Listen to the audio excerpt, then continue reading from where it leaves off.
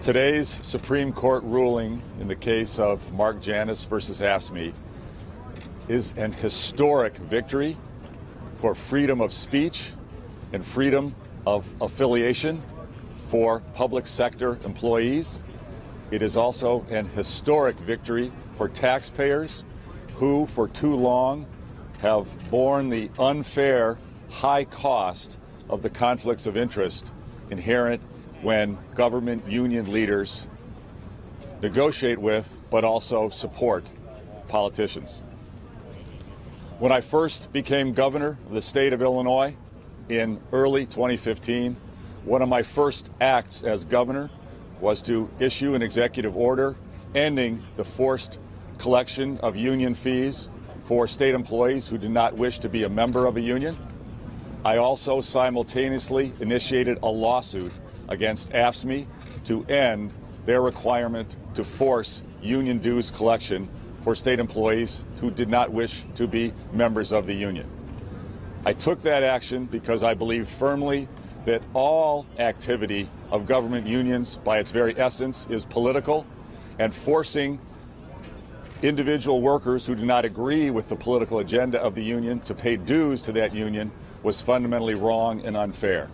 Today, the Supreme Court upheld that line of argument in a historic victory for justice and freedom of speech and freedom of political affiliation. I would like to personally thank Mark Janus for his courage, the strength of his convictions, thank him for joining me in that lawsuit, and for ultimately stepping up and becoming the lead plaintiff in this case.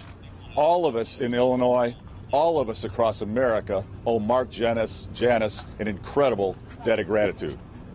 I would also like to thank the leaders of the Liberty Justice Center in the state of Illinois for their excellent legal work and their advocacy in this case, bringing it to the proper conclusion today. With that, I'd like to turn the microphones over to members of Liberty Justice and to Mark Janus. First, John Tillman. Thank you, Governor. My name's John Tillman. I'm the chairman of the Liberty Justice Center. And today was a simple idea. Who should be in charge of their relationship with the union? Should the worker be in charge, or should the government union be in charge? And today, workers all over the country, 5 million, were freed because the court decided the workers should be in charge. And that is how it should be. And those workers were heard because of two people. I'd like to thank Governor Rauner for initiating this case in 2015, for having the vision, the leadership, and the courage to do so at great risk and under great criticism. Governor Rauner, this is an amazing policy legacy for you, freeing 5 million workers in 22 states. It's truly incredible. And of course, you don't have a case without a plaintiff. And Mark Janus, getting to know Mark, has been a privilege and honor, really. And we at the Liberty Justice Center are just so thankful that he chose us to represent him, along with our co-counsel in this case, Bill Messenger, who also worked with us on this case, and the National Right to Work Legal Defense Foundation. We're grateful for their help as well in this case. And Mark, you've been an incredible, poised professional throughout all of this, under great pressure. We really admire you, and millions of people admire you all over the country who've been following your story. Thank you, Mark. And to talk about the legal aspects of the case, our Senior Director of Litigation, Jacob Hubert.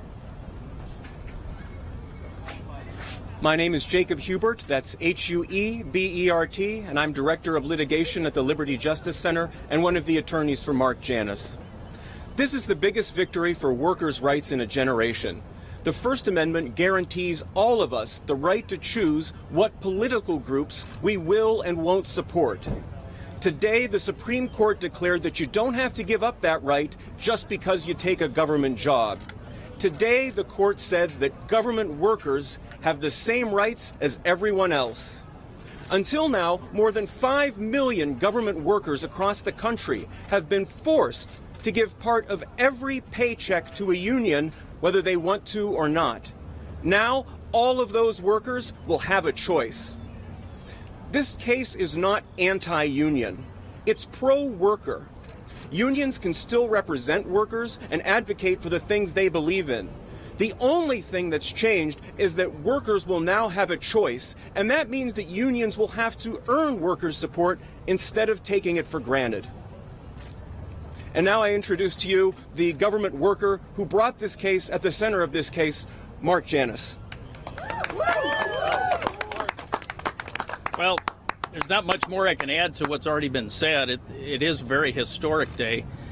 We now have 5 million public sector union members, or non-union members, that can make their own choice as to whether they want to be a part of that union. It will not affect the collective bargaining. Unions will have that continued right. It's just that the worker now has the ability to make his own decision, or her decision. And that's why I brought this case. It's up to the worker to decide what they want for themselves, not some other larger entity. And it's not anything unusual than what we do in our daily lives as we go about our daily lives. And that's what is so important, and that's what the basis of this whole case is about. Thank you very much. Questions? Questions from the media? For Mark or any of us?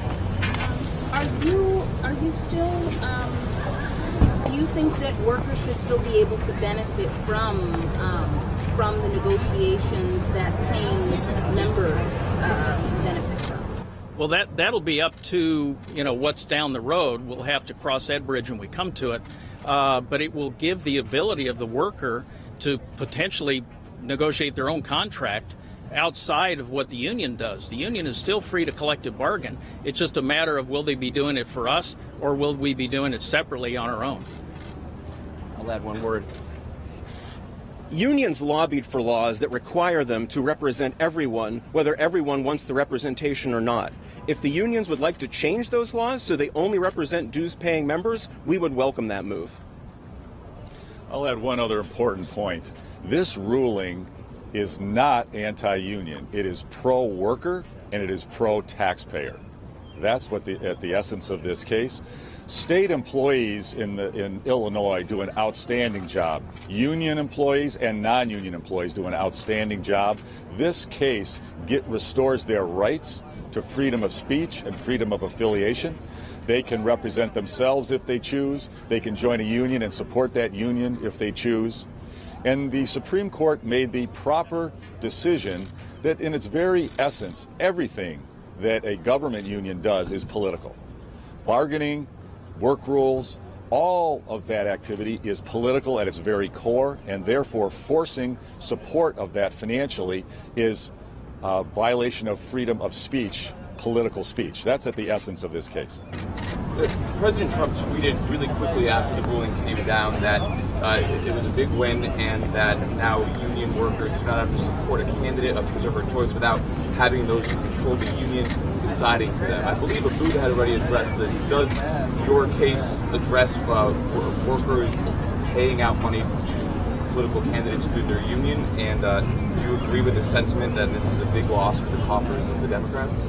Well, I'll let others join me as well. Just a quick comment. I would say that the important point of this case is that everything a government union does by its nature, everything, not just making campaign contributions, everything that it does is political and has a political impact on government policy, government spending, taxpayers and tax rates, tax burdens. Everything's political. And when an employee is forced to support the union activity that they do not necessarily agree with, that's a violation of their freedom of political speech. That's right. A major point of today's decision is that Supreme Court precedent didn't protect workers from paying for union politics. Workers, even if they're not union members, are forced to pay for union political activity, whether they want to or not.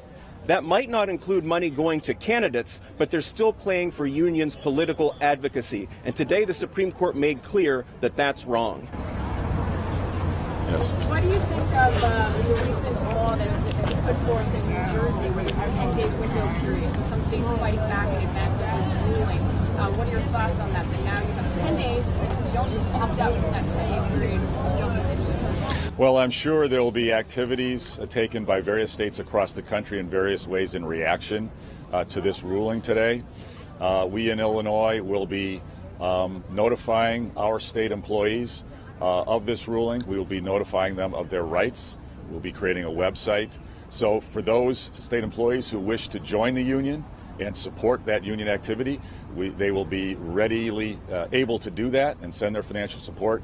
And for those state employees who choose not to support the union, who do not agree with the activity of the union, they will be able to very readily choose not to do that and to opt out. And various states will deal with these issues in their own way. I'll add that the 10-day opt-out window for workers is outrageous. It's deliberately designed to prevent workers from exercising their First Amendment right to choose not to be a union member. This is an effort by public sector unions to prevent workers from exercising their rights that the court recognized today. And so we're hopeful that those laws will be challenged and overturned. All right, That's it. Thank you very much. Thank you very much.